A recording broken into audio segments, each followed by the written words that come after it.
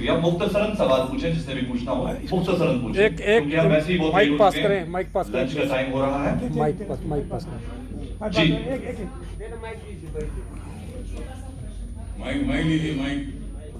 जी। अगर सिर्फ मुख्तसर सा सवाल है, मैं खत्म कर लूं अगर इजाजत है। जी पूछिए सर, मैं फॉरफ्लांग से हूं, सरपंच हूं डिस्ट्रिक्ट पुंछ से। सरकार की जितनी भी स्कीमें लॉन्च की गई हैं वो आम आदमी के लिए बहुत इम्पॉर्टेंट है। इससे हर एक आम आदमी जो है वो खुद कफील हो जाएगा, अपने पैरों पे खड़ा हो जाएगा, अपना बिजनेस शुरू कर सकता है। लेकिन आपकी आवाज आ रही है? मैं ऐसे बोलूंगा, कोई जरूरत नहीं माइक की।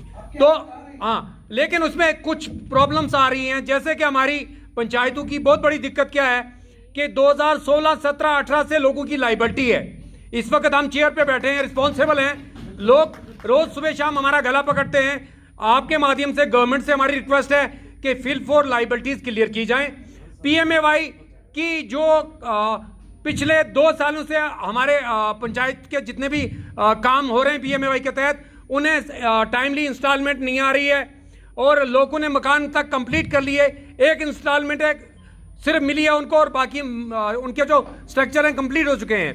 3-4 जो बाकी 3 की इंस्टॉलमेंट हैं वो अभी तक उनकी पेंडिंग है।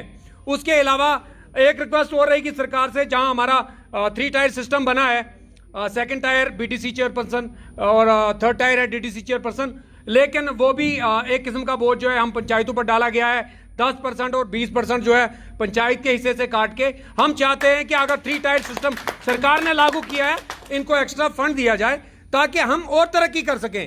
ये तो और ले दे के सारा बोझ जो है वो पंचायत पे ही आता है। बहुत बहुत शुक्रिया। बहुत बहुत शुक्रिया। आप सवाल पूछिए। ये लास्ट क्वेश्चन होगा आज की इस पैनल डिस्कशन का। इसके बाद